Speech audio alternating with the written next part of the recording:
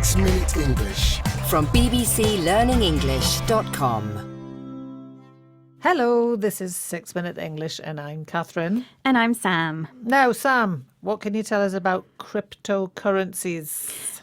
The word is a combination of crypto from cryptography, which is to do with using clever software codes to protect computer information and systems, and currency, which is the money of a particular country. So cryptocurrency, very simply, means code money. We usually think of money as notes and coins, which come from a country's bank, but a cryptocurrency doesn't have physical money. It's purely digital and is not controlled by banks or governments, but by the people who have it and very complex computer codes. Perhaps the most well-known is Bitcoin. Well, you seem to know a fair bit about cryptocurrency, actually. Anyway, now a new player is joining the digital money system as Facebook have announced they are launching their own digital currency. They're calling it Libra, and we'll be finding a little bit more about this topic in the programme. But first, a question. Now, Sam, you mentioned Bitcoin as a well-known cryptocurrency. It was, in fact, the first cryptocurrency, but when was Bitcoin created? Was it A, 2008, B, 2009, or C, 2010? I'm going to say 2010. Okay, well, I'll reveal the answer later in the programme. Now, Jemima Kelly is a financial journalist, and she was talking on the BBC radio programme Moneybox Live about the plans for Libra. She says it's not really a cryptocurrency because it's actually backed up by a number of real currencies. So which currencies does she mention? A cryptocurrency is normally subject to the whims of crypto markets, which are notoriously volatile, whereas Libra is kept stable by being backed up by a basket of currencies, in this case, the dollar, the pound, the euro and the Swiss franc.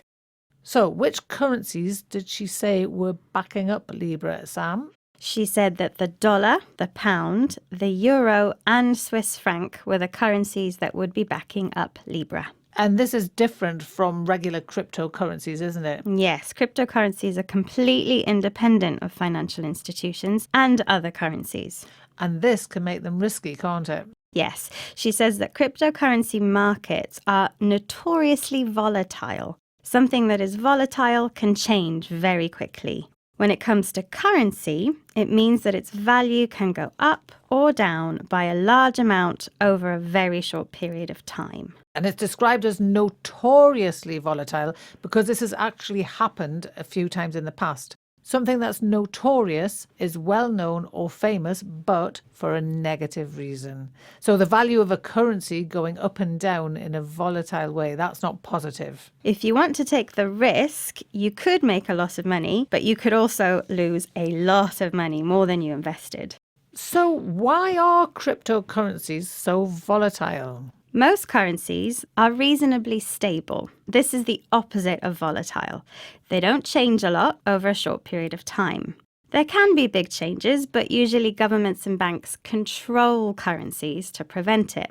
Cryptocurrencies don't have those controls. What Jemima Kelly said was that they're subject to the whims of the crypto markets. A whim is an unpredictable or irrational decision or trend, and if you are subject to the whims of something or someone, it means that, metaphorically, you're a passenger in a self-driving car which may decide just to drive off the edge of a cliff. So it might be an exciting ride, but it could end in disaster.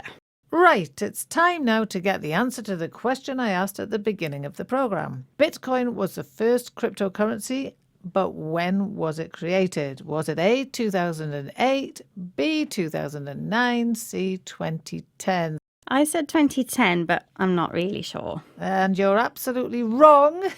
The correct answer is 2009, so no luck for you this time. But congratulations to everyone who did get that right. Well, anyway, let's round off today with a review of today's vocabulary. First off, there is cryptography, which is the use of special codes to keep computer systems and content safe. A currency is the money of a particular country. For example, in the UK, we have the pound. In the US, there's a dollar. And in many countries in Europe, the currency is the euro. Cryptocurrency is a combination of cryptography and currency, and it's used for a finance system that is based on secure digital coins that are not connected to banks or governments. We then had the expression subject to the whims of. Whims are unpredictable decisions, and if you're subject to them, it means you can't control them. You have no choice but to go in the direction those whims lead. This means that the value of cryptocurrencies are notoriously volatile. They have a history of going up or down in value by large amounts and very quickly. And that's not good. Well, it might be good if it goes up. True.